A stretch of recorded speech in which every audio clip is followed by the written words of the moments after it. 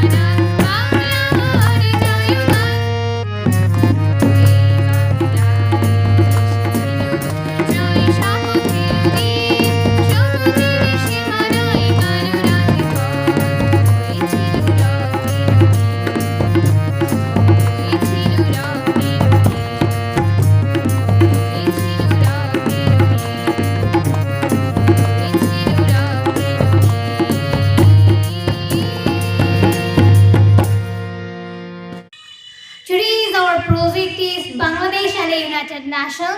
So now I'm going to speak out about the United Nations, an organization of the nation of the world whose goal is to create an environment of mutual cooperation in the international arena on law, security, economic development, social progress and human rights. After the First World War, the League of Nations was formed on 10 January 1920 with the aim of establishing world peace. But due to the organizational weakness and other reasons, it failed in the provision of world peace. In 1939, there are millions of people were injured, killed and maimed in the Second World War. Every country loses its youth functioning community. In 1943, there is a conference was held in Tehran and Moscow between four major powers. At the conference, delegates the Russia, the United States, Britain and France decided to a United Nations, and finally on 24 October 1945 there is United Nations make its debut. Thanks all. 1971 সালে মুক্তিযুদ্ধে জয়লাভের পর 1972 এবং 73 সালে বাংলাদেশ জাতিসংঘের সদস্য হতে চেষ্টা করে, কিন্তু কিন্তু গণচীন পাকিস্তানের পক্ষে ভেটো করে আমাদেরকে সদস্য হতে ব্যর্থ করার। অবশেষে 1974 সালে আমরা জাতিসংঘের পূর্ণ সদস্য লাভ করি। 1974 সালের 24শে সেপ্টেম্বর বঙ্গবন্ধু প্রথম বাংলায় ভাষণ দেন। ধন্যবাদ। তারা চেয়েছে বিশ্বের সকল জাতির সঙ্গে শান্তি ও সৌহার্দ্যের মধ্যে বসবাস করতে। জাতিসংঘ সনদে যে মহান আদর্শের কথা বলা হয়েছে তা আমাদের জনগণের আদর্শ, এবং এই আদর্শের জন্য তারা চরম ত্যাগ স্বীকার করেছে। এমন এক বিশ্ব ব্যবস্থা গঠনে বাঙালি জাতি উৎসর্গিত, যে ব্যবস্থায় সকল মানুষের শান্তি ও ন্যায় বিচার লাভের আকাঙ্ক্ষা প্রতিষ্ঠিত হবে। এবং আমি জানি আমাদের প্রতিজ্ঞা গ্রহণের মধ্যে আমাদের লাখো লাখো শহীদের বিদেয়ী আত্মায় নিহিত রয়েছে। আমাদের জন্য বিশেষ সৌভাগ্যের কথা, বাংলার চ্যালেঞ্জ মোকাবেলার কাজে। আসসালামু আলাইকুম, আমি অরণি হক সিথি, কালীগঞ্জ করিমউদ্দিন পাবলিক পাইলট উচ্চ বিদ্যালয়ের 8ম শ্রেণীর একজন শিক্ষার্থী, সেই সাথে 11 ওয়ারিয়র্স দলের একজন সদস্য। আজ আমার বিষয় হচ্ছে বাংলাদেশ ও জাতিসংঘের সম্পর্ক। 1971 সালে বাংলাদেশের মুক্তিযুদ্ধের সময় জাতিসংঘ এবং এর সংস্থাগুলি বাংলাদেশে ত্রাণ এনেছিল। এ সময় জাতিসংঘে মুক্তিযুদ্ধে ত্রাণ প্রদান করে। 1971 সালে অক্টোবরে একজন বাংলাদেশি প্রতিনিধি জাতিসংঘের প্লাজায় বক্তব্য রাখেন। 1971 সালের 4 ডিসেম্বর বাংলাদেশ জাতিসংঘের প্রথম সরকারি প্রতিনিধি ছিল। 1971 সালের 16 ডিসেম্বরে বাংলাদেশের বিজয় অর্জনের পরে 21 ডিসেম্বর জাতিসংঘ ঢাকায় UNRD তৈরি করে, যেটি পরিচালনায় ছিলেন রবার্ট জ্যাকসন। অপারেশনটি 1973 সালের 9 জানুয়ারি শেষ হয়েছিল। জাতিসংঘের সাধারণ সম্পাদক কার্ট ওয়াল্ডহাইম বাংলাদেশে সফর করেছিলেন। 1972 এবং 1973 সালে বাংলাদেশ জাতিসংঘের সদস্য হতে ব্যর্থ হয়েছিল। পরবর্তীতে 1974 সালের 17 সেপ্টেম্বর বাংলাদেশ জাতিসংঘে পূর্ণ সদস্যপদ লাভ করে। 1975 সালে বাংলাদেশ জাতিসংঘের সাধারণ পরিষদের সহ-সভাপতি নির্বাচিত হয়। 1985 সালে বাংলাদেশ প্রথমবারের মতো শরণার্থীদের জন্য জাতিসংঘের হাই কমিশনার নির্বাচিত হয়। এই সময় বাংলাদেশের সাবেক রাষ্ট্রপতি আবু সাইদ চৌধুরীকে জাতিসংঘের মানবাধিকার কমিশনের প্রধান করা হয়। বাংলাদেশ 2018 সালের 13 অক্টোবর জাতিসংঘের মানবাধিকার কাউন্সিলর নির্বাচিত হয়। বাংলাদেশ 2019 থেকে 2021 সাল পর্যন্ত 3 বছরের জন্য কাউন্সিলর নির্বাচিত হয়। বাংলাদেশ এর আগেও জাতিসংঘের মানবাধিকার কমিশনের 3টি মেয়াদে দায়িত্ব পালন করে। জাতিসংঘের সাথে বাংলাদেশে একটি নিবিড় সম্পর্ক তৈরি হয়েছে। বাংলাদেশ জাতিসংঘে একটি ভালো অবস্থানে আছে। জাতিসংঘ দ্বারা বাংলাদেশ সহ বিশ্বের প্রায় সকল দেশই উপকৃত হয়ে আসছে এবং ভবিষ্যতেও তাই হবে। বিশ্বে শান্তি বজায় রাখবে। ধন্যবাদ সবাইকে। আমি ধ্রুব রয়, কালীগঞ্জ করিমউদ্দিন পাবলিক পাইলট উচ্চ বিদ্যালয়ের 6ষ্ঠ শ্রেণীর শিক্ষার্থী। প্রজেক্ট বেস লার্নিংয়ে আমাদের বিষয়টি হচ্ছে বাংলাদেশ ও জাতিসংঘ। আমি বলছি 1945 সালে জাতিসংঘ গঠন হওয়ার পর কে মহাসচিব ছিলেন, তাদের নাম, তাদের সময়কাল এবং তাদের জাতীয়তা। প্রথম মহাসচিব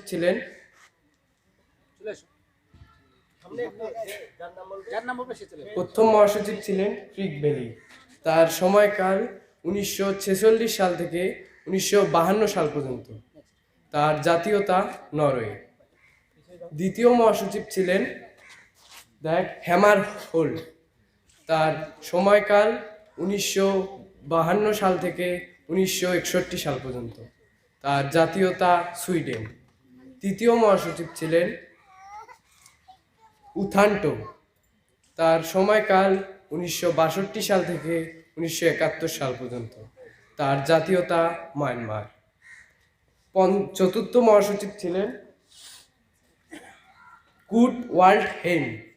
তার সময়কাল 1972 সাল থেকে 1981 সাল পর্যন্ত। তার জাতীয়তা অস্ট্রিয়া। পঞ্চম মহাসচিব ছিলেন জ্যাভিয়ার পেরেজ দা কুয়েলা। তার সময়কাল 1982 সাল থেকে 1991 সাল পর্যন্ত। তার জাতীয়তা পেরু। ষষ্ঠ মহাসচিব ছিলেন ডক্টর বুত্রোস বুত্রোস ঘালি। তার সময়কাল 1992 সাল থেকে 1996 সাল পর্যন্ত। তার জাতীয়তা মিশর। সপ্তম মহাসচিব ছিলেন কফি আনান। তার সময়কাল 1997 সাল থেকে 2006 সাল পর্যন্ত। তার জাতীয়তা ঘানা। অষ্টম মহাসচিব ছিলেন বান কি মুন। তার সময়কাল 2007 সাল থেকে 2016 সাল পর্যন্ত।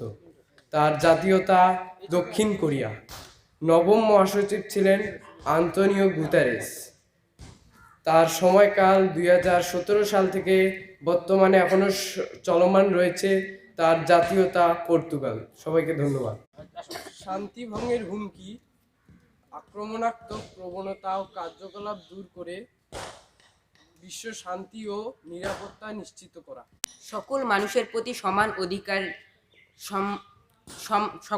প্রতি সমান অধিকার দেখিয়ে জাতিকে সহযোগিতা করা। অর্থনৈতিক, সামাজিক ও সাংস্কৃতিক ক্ষেত্রে সকল জাতির মধ্যে সহযোগিতা গড়ে তোলা। জাতি, ধর্ম, বর্ণ নির্বিশেষে সকলের অধিকার, সম্মান গড়ে তোলা। আন্তর্জাতিক আইনের সাহায্যে আন্তর্জাতিক বিরোধের শান্তিপূর্ণ সমাধান নিশ্চিত করা। প্রত্যেক জাতির আত্মনিয়ন্ত্রণ, স্বীকৃতি ও তা সমুন্নত রাখা। উদ্দেশ্যসমূহ বাস্তবায়নের জন্য জাতিসংঘের কার্যধারা অনুসরণ করা। যুদ্ধ কখনো জাতিতে জাতিতে সংকট নিরসনের পথ হতে পারে না। যুদ্ধ ডেকে আনে ভয়ঙ্কর ধ্বংসলীলা এবং মানবজাতির জন্য অভিশাপ স্বরূপ। আসসালামু আলাইকুম, আমি আহনাফ মাশফিক, দলনেতা 11 ওরিয়র্স টিম। প্রজেক্ট বেসড লার্নিং কম্পিটিশনের আজকে তৃতীয় পর্বে আমাদের বিষয়বস্তু হচ্ছে বাংলাদেশ ও জাতিসংঘ। আমাদের এই পর্যন্ত পৃথিবীতে দুটি বিশ্বযুদ্ধ সংঘটিত হয়েছে। একটি হচ্ছে প্রথম বিশ্বযুদ্ধ এবং দ্বিতীয় বিশ্বযুদ্ধ। প্রথম বিশ্বযুদ্ধের পর 1920 সালে জাতিপুঞ্জ গঠিত হয়। মূলত জাতিপুঞ্জের ব্যর্থতার ফলেই পরবর্তীতে দ্বিতীয় বিশ্বযুদ্ধ এবং 1945 সালে জাতিসংঘ গঠিত হয়। 1945 সালে জাতিসংঘ গঠিত হওয়ার পর জাতিসংঘকে সহযোগিতা করার জন্য বিভিন্ন অঙ্গ রয়েছে এবং সংস্থা রয়েছে। তো আসুন আমরা জাতিসংঘের অঙ্গের সাথে একটু পরিচয় হয়ে আসি।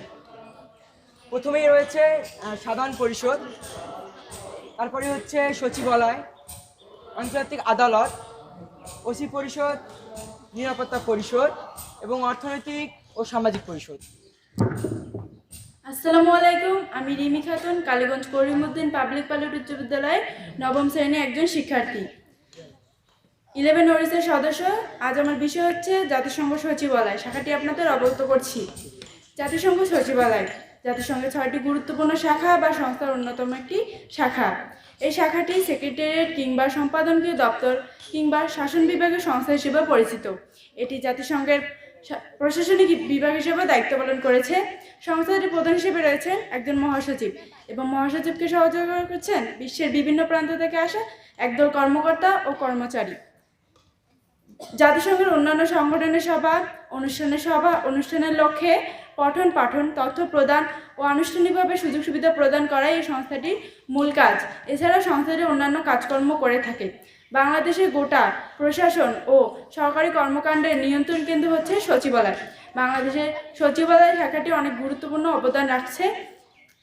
জাতিসংঘ নিরাপত্তা পরিষদ, জাতিসংঘ সাধারণ পরিষদ, জাতিসংঘ অর্থনৈতিক ও সামাজিক পরিষদ, জাতিসংঘ অন্যান্য সংস্থাসমূহের দিক নির্দেশনা এটি পরিচালিত হয়। ধন্যবাদ সবাইকে। শুভ দুপুর, আমি গায়ত্রী রানী মেঘা, কালীগঞ্জ করিমউদ্দিন পাবলিক পাইলট উচ্চ বিদ্যালয়ের নবম শ্রেণীর একজন শিক্ষার্থী এবং সেই সঙ্গে 11 ওরিয়র্স দলের একজন সদস্য। এখন আমি আপনাদের সামনে জাতিসংঘের একটি বিশেষ শাখা অর্থাৎ সাধারণ পরিষদ সম্পর্কে অবগত করছি। জাতিসংঘ সাধারণ পরিষদ জাতিসংঘের 6টি শাখার মধ্যে অন্যতম। এটি বৈশ্বিকভাবে একটি সাধারণ পরিষদ নামেও পরিচিত। এটি একটি পরিষদ যেখানে জাতিসংঘের সকল সদস্যভুক্ত রাষ্ট্রসমূহ সমমর্যাদা ও প্রতিনিধিত্বের অধিকারী হিসেবে অবস্থান করে। জাতিসংঘের প্রথম অধিবেশন অনুষ্ঠিত হয় লন্ডনের ওয়েস্ট মিনিস্টার হলে। জাতিসংঘের এই সাধারণ পরিষদের সদর দপ্তর নিউ ইয়র্কে অবস্থিত। এই পরিষদে মাত্র এক বছরের জন্য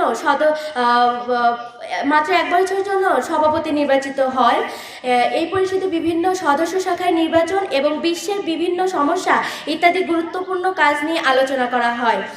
1986 সালে বাংলাদেশের হুমায়ুন রশিদ চৌধুরী এই জাতিসংঘের সাধারণ পরিষদের সভাপতির দায়িত্ব পালন করেছেন। ধন্যবাদ সবাইকে।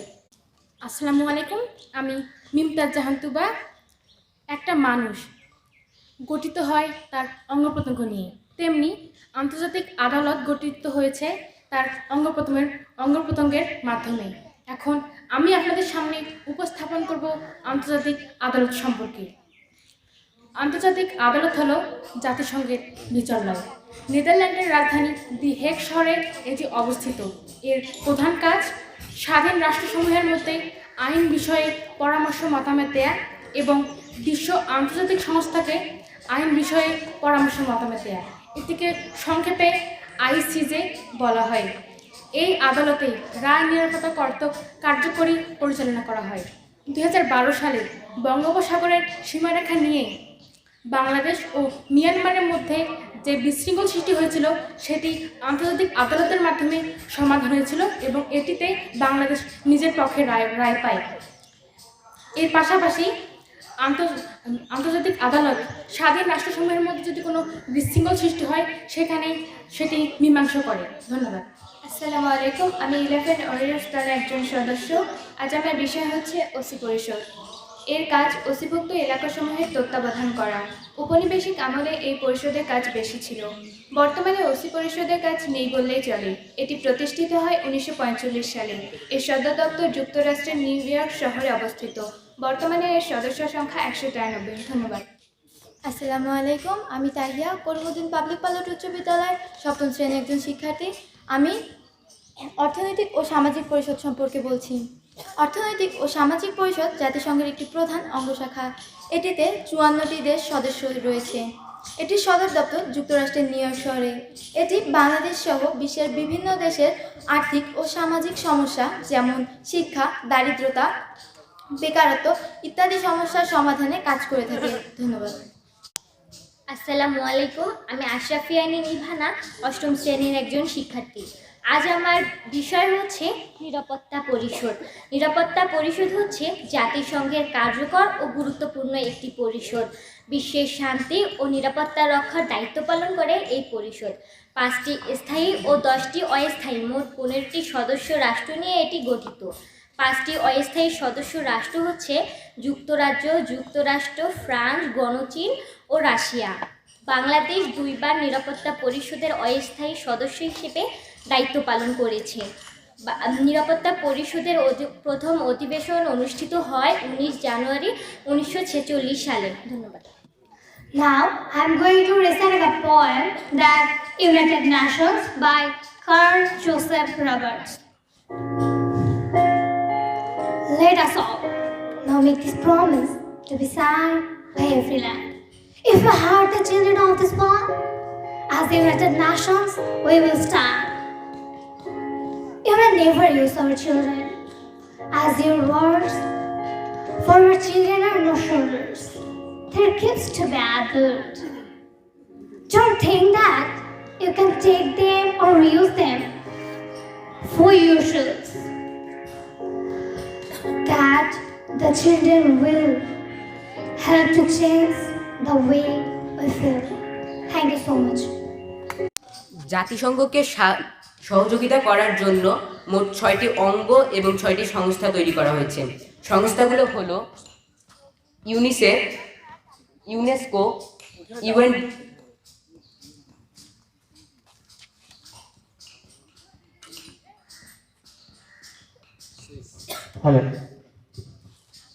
UNESCO, UNICEF, UNDP, FAO, WHO, ILO।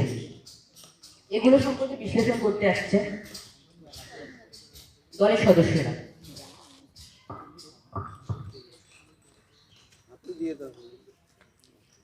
আমি এখন আপনাদের সামনে ইউনেস্কো সম্পর্কে কিছু বলছি। ইউনেস্কো জাতিসংঘের একটি বিশেষ সংস্থা।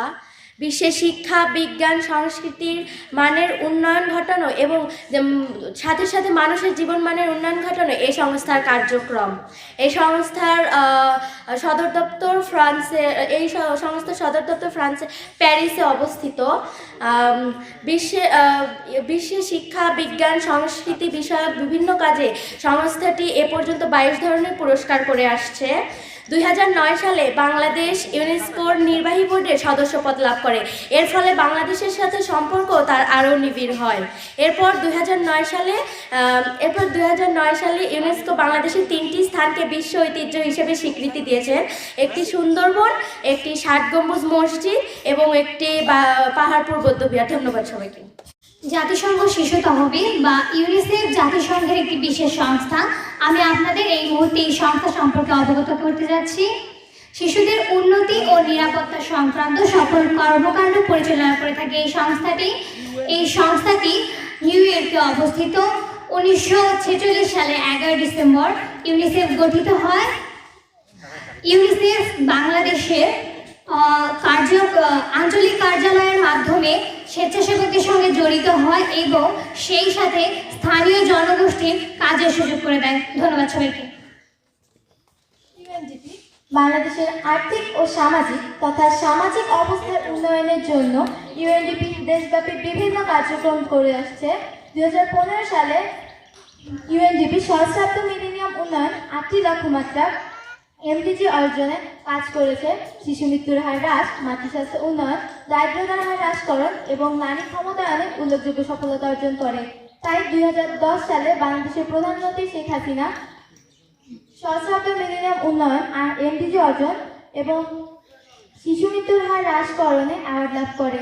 বর্তমানে টেকসই উন্নয়নের 17টি লক্ষ্যমাত্রা এসডিজি অর্জনে কাজ করছে ইউএনডিপি। ধন্যবাদ।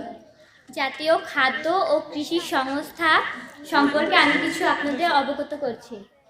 জাতীয় খাদ্য ও কৃষি সংস্থা সারা বিশ্বের খাদ্য মোকাবেলা ও জনগণের স্বাস্থ্য ও পুষ্টির উন্নয়নে কাজ করে আসছে। বিভিন্ন প্রাকৃতিক দুর্যোগে আমাদের খাদ্য ঘাটতি হলে এই সংস্থা আমাদের খাদ্য সরবরাহ করে। জাতীয় খাদ্য ও কৃষি সংস্থার ধারণাটি প্রথম আসে মার্কিন কৃষিবিদ ডেভিড লুবিনের মাথায়। 1945 সালে 16 অক্টোবর কানাডা কুইবেক শহরে আন্তর্জাতিক কৃষি ইনস্টিটিউট গঠিত হয়। ধন্যবাদ। স্বাস্থ্যই সকল সুখের মূল। আমরা এই বিষয়টি সম্পর্কে সবাই জানি। আর এইটি বিবেচনা করে 1948 সালে 7 এপ্রিল প্রতিষ্ঠিত হয় বিশ্ব স্বাস্থ্য সংস্থা অর্থাৎ WHO। বিশ্বের 6টি অঞ্চলে এর কার্যক্রম পরিচালনা করা হয়। সারা বিশ্বের মানুষের স্বাস্থ্য রক্ষার প্রয়োজনীয় ও উপায় সম্পর্কে সচেতনকরণ লক্ষ্যে প্রতি বছর 7 এপ্রিল তারিখে সংস্থাটির উদ্যোগে বিশ্ব স্বাস্থ্য, পুষ্টি, পরিবার পরিকল্পনা ইত্যাদি ক্ষেত্রে সংস্থাটি কাজ করে যাচ্ছে। তারই এক অনন্য অবদান হলো 2012 সালে বিশ্ব স্বাস্থ্য সংস্থা বাংলাদেশকে পোলিও মুক্ত হিসেবে ঘোষণা করে।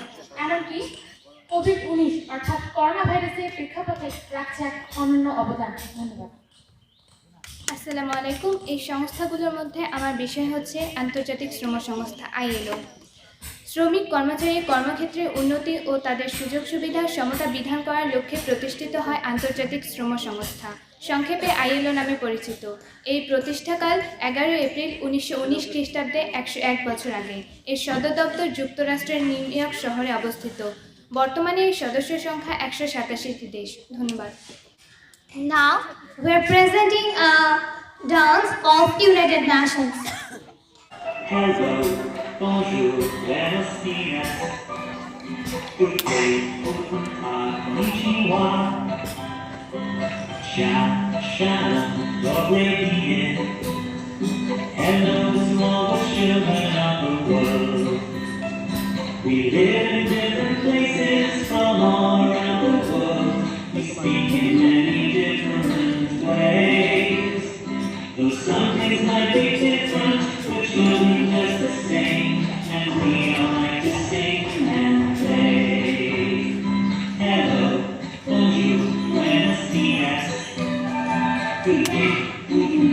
Konnichiwa. Shout, shout, go bring me in.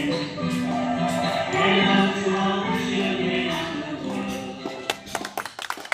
আজকে আপনারা যারা আমাদের গ্লোবাল থিঙ্কারের এই তৃতীয় ধাপের অনুষ্ঠানটি সরাসরি উপভোগ করছেন তাদেরকে জানাচ্ছি আন্তরিক শুভেচ্ছা ও অভিনন্দন। আজকে আমার দলের বিষয় নির্ধারণ করা হয়েছে বাংলাদেশ ও জাতিসংঘ। এখন আমি আপনাদের সামনে উপস্থাপন করব বিশ্ব শান্তিরক্ষা বাহিনীতে বাংলাদেশের ভূমিকা। বাংলাদেশ একটি শান্তিপ্রিয় দেশ। বাংলাদেশ জাতিসংঘ শান্তিরক্ষা মিশনের অন্যতম একটি সদস্য দেশ। আর জাতিসংঘ প্রতিষ্ঠা হয়েছে বিশ্বব্যাপী শান্তি প্রতিষ্ঠার লক্ষ্যে। স্বভাবতই জাতিসংঘ শান্তিরক্ষা মিশনগুলোতে বাংলাদেশের অবদান ঈর্ষণীয়। 1974 সালে বাংলাদেশ জাতিসংঘ সদস্য লাভ করার পর থেকে বিশ্ব শান্তিরক্ষা বাহিনীতে বাংলাদেশ সক্রিয় ভূমিকা পালন করে আসছে। বাংলাদেশ সর্বপ্রথম 1988 সালে বিশ্ব শান্তিরক্ষা বাহিনীতে বাংলাদেশের সশস্ত্র বাহিনীর সদস্য প্রেরণ করে। 2015 সালের আগস্ট পর্যন্ত বিশ্ব শান্তিরক্ষা বাহিনীতে বাংলাদেশের সেনা, নৌ ও বিমান বাহিনীর সদস্য মিলে 40টি দেশে 50টি মিশনে কাজ করে আসছে। এ পর্যন্ত যে সমস্ত দেশে বাংলাদেশের সেনারা কাজ করছে সেগুলোর মধ্যে অন্যতম হলো Iraq, Kuwait, Sudan, Syria, Liberia ও আফগানিস্তানের মতো প্রভৃতি দেশ। 2015 সালের আগস্ট পর্যন্ত বাংলাদেশ বিশ্ব শান্তিরক্ষা বাহিনীতে 1,57,050 জন সদস্য পাঠিয়েছে। সংখ্যার দিক থেকে এক্ষেত্রে বাংলাদেশ প্রথম স্থান দখল করে আছে। এই কাজের জন্য এখন পর্যন্ত 134 জন বাংলাদেশের সৈন্য জীবন দিয়েছে, আহত হয়েছে অনেকেই। বাংলাদেশের সৈন্যরা প্রমাণ করে দিয়েছে বিশ্ব শান্তির জন্য তারা জীবন দিতে প্রস্তুত। ধন্যবাদ। এখন আমি এসডিজি সম্পর্কে কিছু বলছি। ক্ষুধা ও দারিদ্র্যমুক্ত হয়ে সকলের মর্যাদা ও সমতা নিশ্চিত করতে জাতিসংঘ প্রতিশ্রুতিবদ্ধ। তাই অর্থনৈতিক, সামাজিক ও পরিবেশ সমন্বয়ে টেকসই উন্নয়ন অভিষ্ট জাতিসংঘ তৈরি করার চেষ্টা করছে। জাতিসংঘের এই নির্ধারিত এসডিজির জন্য বা অন্যান্য দেশের মতো বাংলাদেশও সমান তালে কাজ করে যাচ্ছে। জাতিসংঘ ঘোষিত এসডিজি ধন্যবাদ। Assalamu alaikum. Today our project name Bangladesh and Indonesian Nation. So now I am displaying you about our project.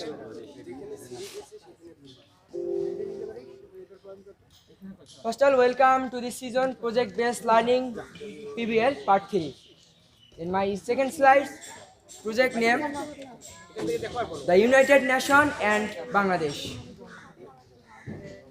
Our team names 11 Warriors. At first, our advisor Anisur Rahman, then our participants name Noshin Sorwari, Gayatri Rani Rai, Rimi Khatun, Tahia, Konimar Shafin, Dhruvo Rai, Ashrafi Ainin, Ivana, Arunyak Shiti, Mimtaz Jahan Tuba, and it's me, leader of this group. 1945 সালের 24শে October জাতিসংঘ গঠিত হয়। এই সংস্থা মূলত বিশ্বের শান্তির প্রতিষ্ঠার লক্ষ্যে কাজ করে, যার সদর দপ্তর যুক্তরাষ্ট্রের নিউ ইয়র্ক শহরে। বর্তমানে সদস্য দেশ 193টি। জাতিসংঘের মহাসচিবগণ,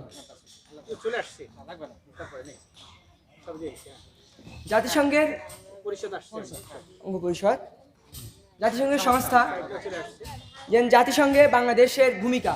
1974 সালে জাতিসংঘের অধিবেশনে বঙ্গবন্ধু শেখ মুজিবুর রহমান বাংলা ভাষায় ভাষণ দেন। জাতিসংঘে শান্তিরক্ষা মিশনে বাংলাদেশ অত্যন্ত গুরুত্বপূর্ণ ভূমিকা পালন করে। And thank you. Yes, for children, it's related to UNICEF. We're presenting a song. So let's enjoy.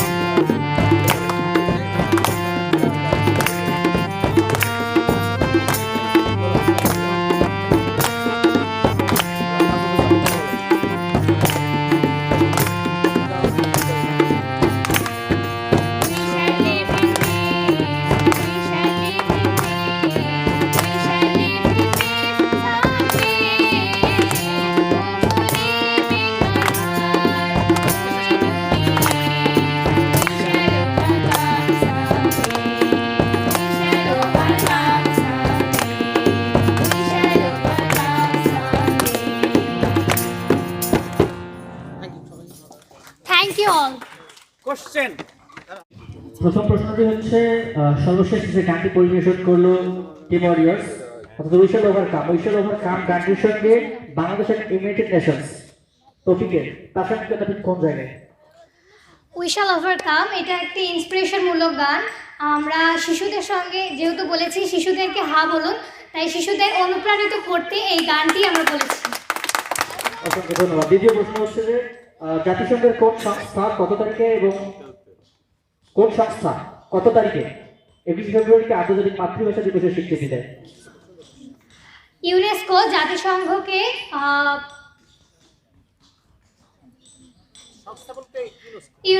জাতিসংঘকে আন্তর্জাতিক মাতৃভাষা হিসেবে স্বীকৃতি দেয়। তবে বাংলাদেশের 21শে ফেব্রুয়ারিকে আন্তর্জাতিক মাতৃভাষা দিবস হিসেবে স্বীকৃতি দান করে, কিন্তু কত তারিখে সেটা আমি এই মুহূর্তে বলতে পারছি না। আমি বলে দিচ্ছি 1999 সালে 17 নভেম্বর। ধন্যবাদ। তো বিষয়টি হচ্ছে শাফিজ যে বক্তব্যটা দিল সেটার উপরে, সেটা হচ্ছে বঙ্গবন্ধু কি 24 সেপ্টেম্বর জাতিসংঘে বাংলা ভাষণ দিয়েছিলেন নাকি 25 সেপ্টেম্বর? আমি আবার ঠিকভাবে বলছি, এটা আসলে 24 সেপ্টেম্বর না, বঙ্গবন্ধু 25 সেপ্টেম্বরে জাতিসংঘে বাংলা ভাষণ দেন। আর এখানে হচ্ছে বাংলাদেশ যখন আন্তর্জাতিক আদালতের কথা উঠলো তখন বাংলাদেশ এবং মিয়ানমারের প্রসঙ্গটিও উঠে এসেছে। তো এখানে বলা হয়েছিল যে বাংলাদেশ এবং মিয়ানমারের মধ্যে সমস্যা হয়েছিল এবং সেটিকে আন্তর্জাতিক আদালত সেটিকে মীমাংসা করেছে। তবে ঠিক কি বিষয়ে করা সমস্যাটা হয়েছিল সেটা বললে ভালো হতো। আর তাছাড়াও রোহিঙ্গা ইস্যুতে যেহেতু আন্তর্জাতিক আদালতের একটি গুরুত্বপূর্ণ ভূমিকা রয়েছে, সেই বিষয়টিও আমি মনে করি তুলে ধরা উচিত ছিল।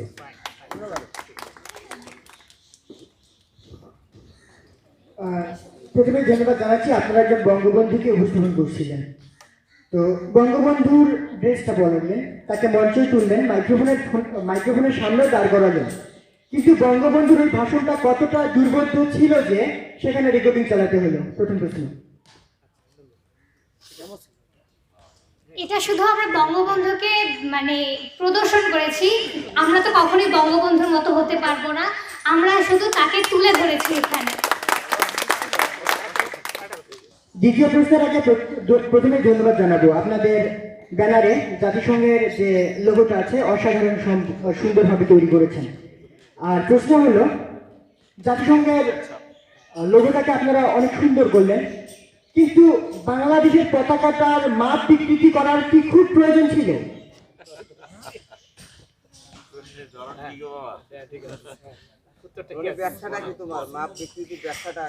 এটা তো আমরা জাতিসংঘের লোগোকে তো নিয়ে আসতেও পারিনি আর পতাকাকেও নিয়ে আসতে পারিনি, শুধু আমরা এটা একটা সিম্বল দিয়েছি যেন আপনারা বুঝতে পারেন। আপনার উত্তরের সাথে প্রথমে হেডসের একটা কথা আমি নিচ্ছি, আমাদেরকে বলা হয় গ্লোবাল থিঙ্কার। স্যার উদাহরণ দিচ্ছেন যে হতে পারে আমি একটি গাছ কাটলাম, কিন্তু এটা শুধু আমার গাছটার ক্ষতি নয়, এটা পুরো পৃথিবীর ক্ষতি। আমাদের চিন্তাটা যখন এখানে, তখন সঠিকভাবে যখন জাতিসংঘের লোগোটা আঁকতে হলো, নিশ্চয় এটা এখানেও মনোযোগী হওয়া উচিত ছিল। হতে পারবে না, আমি হয়েছি, আমি নেতৃত্ব দিতে এসেছি, এটা সত্য। আর বিচারক মহোদয় বলছিলেন যে জাতীয় পতাকার মাপটা, সেটা হচ্ছে দৈর্ঘ্য যদি 10 হয় তাহলে প্রস্থ হবে 6, এবং দৈর্ঘ্য যেটা ছিল সেটার 5 ভাগের 1 ভাগ হবে বৃত্ত। ধন্যবাদ। আপনাদেরকে অনেক ধন্যবাদ।